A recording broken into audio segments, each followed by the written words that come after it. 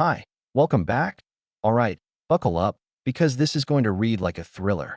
I never thought putting up a simple gate would start a war, but the day I locked that steel frame across the South Trail, everything changed.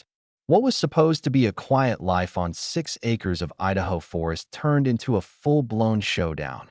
Trespassers, backhoes, lawsuits, and a homeowners association president who thought she owned the river.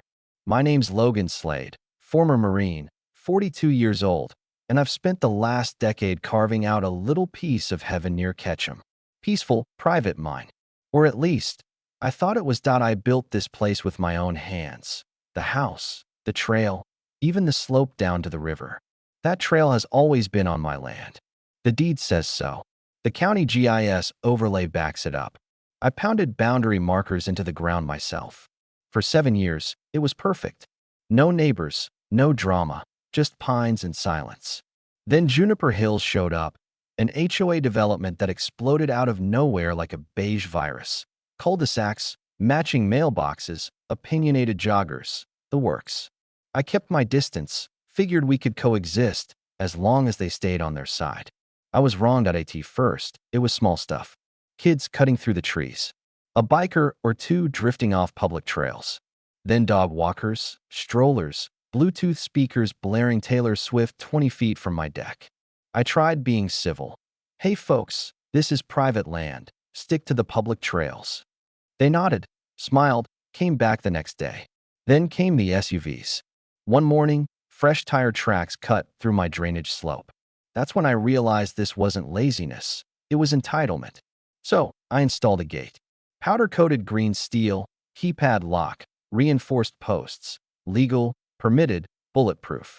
Or so I thought. 48 hours later, a white SUV rolled up my driveway like it owned the place. Out stepped Karen Crowley, HOA president, platinum bob, salmon pink yoga set, clutching a leather folio like she carried commandments from Mount Sinai. She smiled too wide to be friendly. Mr. Slade, we need to talk about your gate. I nodded toward her folder.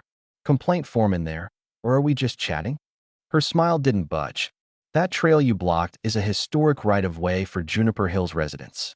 You're in violation of Idaho State Code.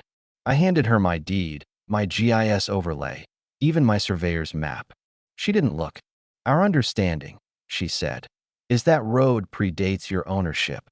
I stared at her deadpan. I've owned the land 10 years. Juniper Hills has existed 3. Do the math. Her lips tightened. If you won't cooperate, we'll escalate. I leaned back in my chair.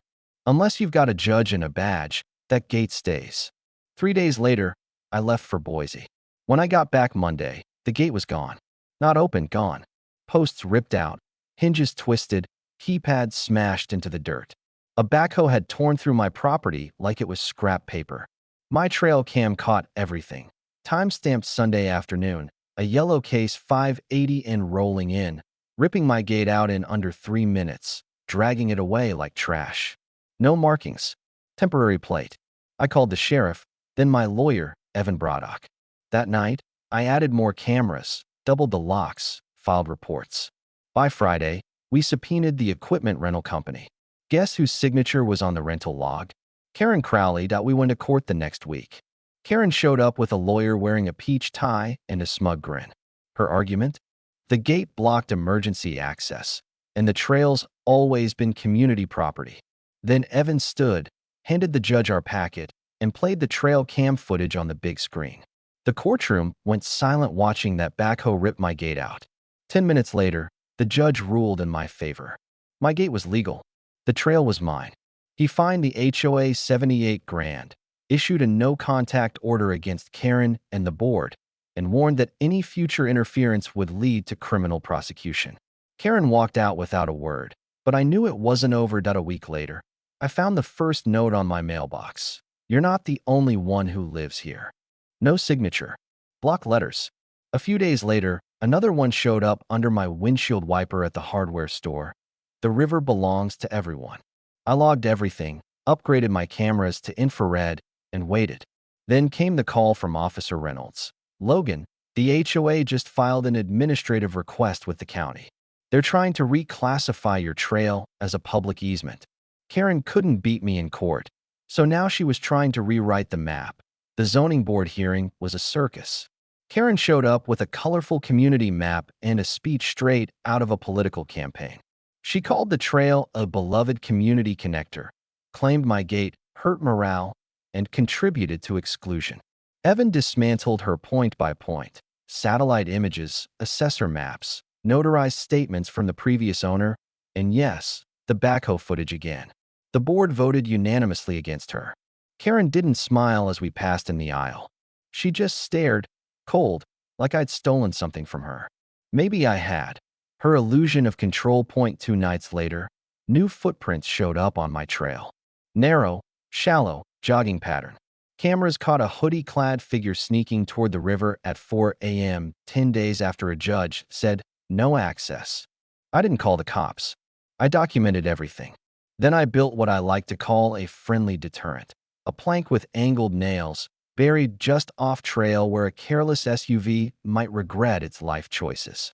I posted signs warning of tire damage. 3 days later, a white crossover rolled onto my land, hit the spikes, and blew a front tire. The driver, mid-50s, visor flipped up, stepped out pretending confusion. "Karen told me this road was cleared," he said. I smiled. That's not how court works. Deputy Ortiz showed up, reviewed the footage, and arrested him on the spot. But Karen wasn't done. A week later, 3 hooded figures showed up on my cameras at 3 a.m., one carrying a crowbar, another a backpack. Coordinated, quiet, deliberate. I called the sheriff. Floodlights tripped. 2 ran, 1 tripped. Deputies Reynolds and Ortiz caught them all within minutes. One cracked on the ride back, said Karen sent them, promised them community hero status and $50 Home Depot gift cards. That was her mistake. Within 48 hours, a warrant was issued for Karen's arrest on charges of conspiracy, solicitation, and violating a standing injunction. They cuffed her on her porch. Witnesses said she argued for 15 minutes, waving fake documents until the officers stopped listening. The fallout came fast. A leaked GoPro video from one of the vandals hit social media. 3 masked figures creeping toward my fence whispering. Karen said it's not really private, followed by a floodlight explosion and someone yelling, "Oh crap, run." Overnight, Karen became a meme, the fence avenger. The HOA collapsed under its own weight. Their treasurer resigned, turning over emails where Karen labeled expenses as emergency access mitigation. Evan filed for dissolution of the HOA, citing criminal misuse of funds and harassment. The county agreed. Juniper Hills HOA was formally disbanded. Karen got 9 years in prison. 2 board members took plea deals. And me?